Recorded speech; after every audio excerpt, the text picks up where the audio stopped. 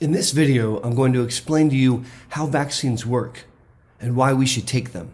Don't turn away because that starts right now.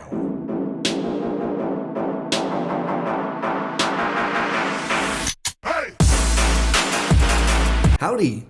Thanks for learning about MS with me, Aaron Boster. I'm the founder of the Boster Center for Multiple Sclerosis, where we care for families impacted by MS from around the globe, both on telemedicine and in the office.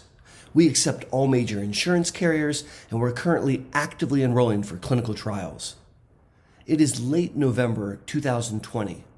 The world is dealing with a global viral pandemic, a novel coronavirus, COVID-19, and we are on the eve of several potential vaccines that will become available.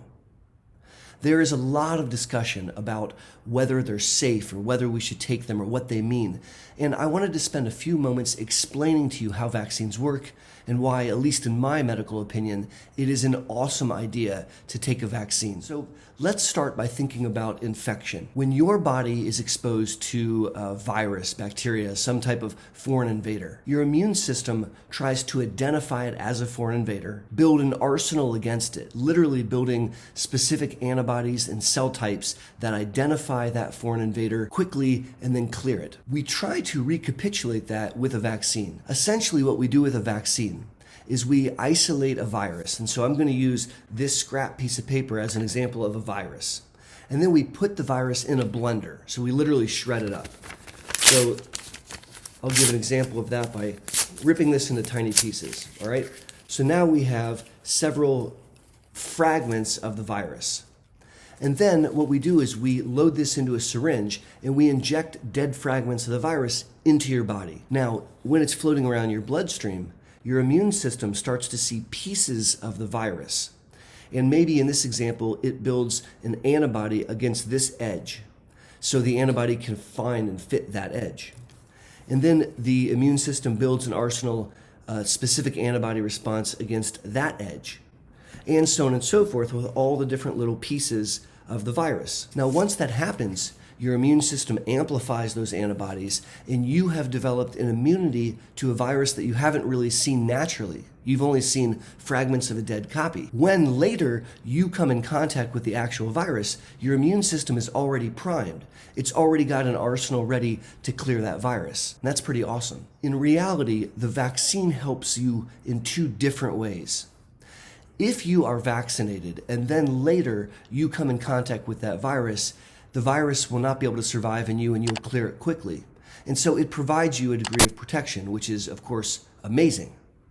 But it also does something at a population level, which is very important to understand. If everybody in a population is vaccinated and the virus is introduced to the population, the virus can't live anywhere. Because when it goes to a potential host that's been immunized, the virus will die. If it jumps to another host, because that first person coughs or sneezes and comes in contact with somebody else, and now the second person gets infected, and they've also been vaccinated, there's no home there either for the virus. And so the virus can't bounce around and find anyone to live in, and so it dies. That is exactly what we did when we successfully eradicated certain previous infections like measles or smallpox. We did it by vaccinating the entire population. It's a concept called herd protection or herd immunity, referencing a herd of cattle, except this works for human beings as well. Now, if 50% of the population gets vaccinated, it's not going to provide that community benefit, that population benefit. It needs to be a much higher percentage. And so that you understand the importance here, what you're really doing is you're protecting people that are at super high risk. So elderly folks, people that are significantly immunosuppressed or have other significant comorbid risk factors, if everyone around them is immunized, they will become protected because the virus can't live. And so it's less likely to bounce around and find them. Being vaccinated is really important. And what's about to come, what we're about to receive with not one, not two, but probably 3 different vaccines is a godsend. We need to make sure that the vaccines are safe, of course. And in the setting of multiple sclerosis, we certainly want to inject dead vaccines, not live vaccines. Fortunately, the 3 candidates are all dead vaccines. You will need to talk to your MS provider about what's right for you. But I anticipate for my clinic and for my patients, I am strongly going to suggest that people become vaccinated.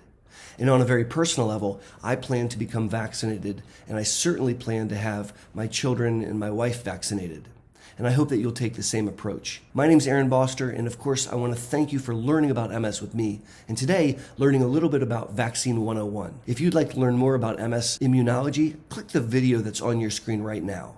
And until my next video or my next live stream, or the next time I see you at the Boster Center for MS, be safe and take care.